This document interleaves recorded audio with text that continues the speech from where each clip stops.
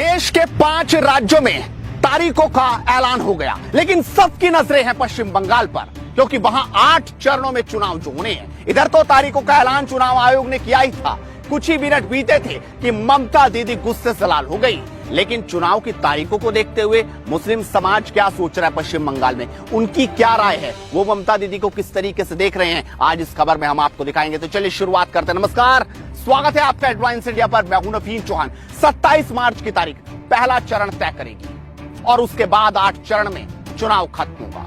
देखते ही देखते रिजल्ट 2 मई को आएगा और इस 2 मई तक जो कुछ होगा वो हर तस्वीर हम आपको दिखाएंगे, क्योंकि पश्चिम बंगाल पर टकटकी लगाए बैठा है देश का नागरिक। लेकिन आपको बता दें कि ममता दीदी ने जैसे ही चुनाव की तारीख आई क्या कहा, देखिए जरा। असम में एक फेज में चुनाव कराया जा रहा है, फिर पश्चिम बंगाल में 8 चरणों में क्यों करवाया जा रहा है, किसकी मदद करने के लिए बीजेपी ने जो भी मांग की उसे पूरा किया गया। आधे जिले में प्रत्येक दिन चुनाव क्यों करवाए जा रहे हैं, एक जिले में एक ही दिन चुनाव क्यों नहीं करवाए जा रहे।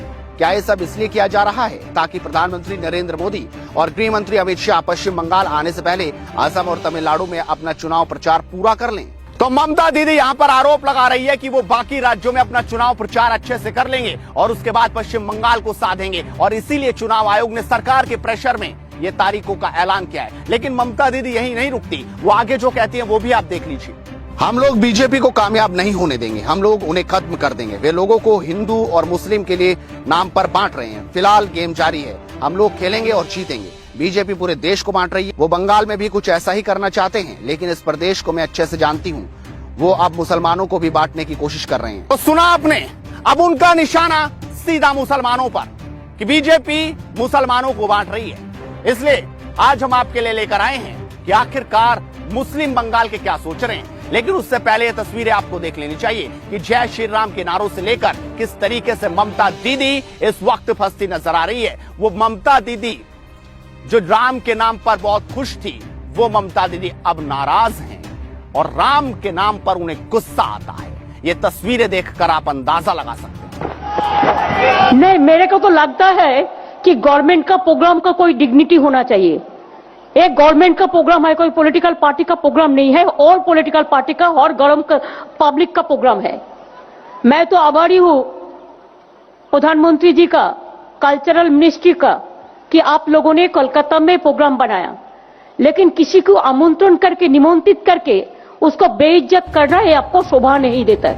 तो ये तस्वीरें आपने देखी, लेकिन चुनाव आयोग पर गुस्सा, सरकार पर गुस्सा दिखाकर ममता दीदी का हैशटैग टॉप ट्रेंड पर है।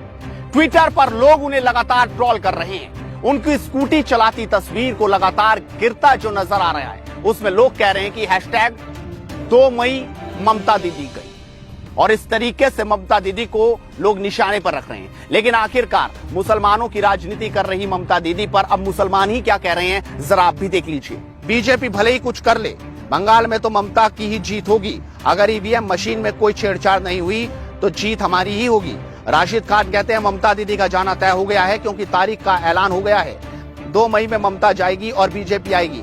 अब होगा सोनार बांग्ला का निर्माण, अब किसी को डरने की जरूरत नहीं। इकबाल अहमद कहते हैं बहुत हुआ ममता के गुंडों का अत्याचार, अब की बार मोदी सरकार, अब विकास की राजनीति, चौलबे ममता दीदी, जय हिंद। तो देखा आपने आखिरकार किस तरीके से ममता दीदी को लेकर अब मुसलमान भी अपनी राय रख रहे हैं। सोशल मीडिया पर लगातार जो ट्रेंड्स चल रहे हैं उसके जरिए भी आप देख सकते हैं, समझ सकते हैं, और लगातार पल पल की अपडेट्स हम आपको देते रहेंगे, सच्चाई आपको बताते रहेंगे, और ग्राउंड जीरो पर भी जाकर रिपोर्टिंग करके आपको वहां के लोगों से रूबरू जरूर कराएंगे। इस वीडियो को आप शेयर जरूर कीजिए, और चुनाव की अपडेट्स के लिए चैनल को अभी सब्सक्राइब कर लीजिए, घंटी दबा लीजिए, क्योंकि मुद्दे की बात हम बेबाक अंदाज में करते हैं। नमस्कार।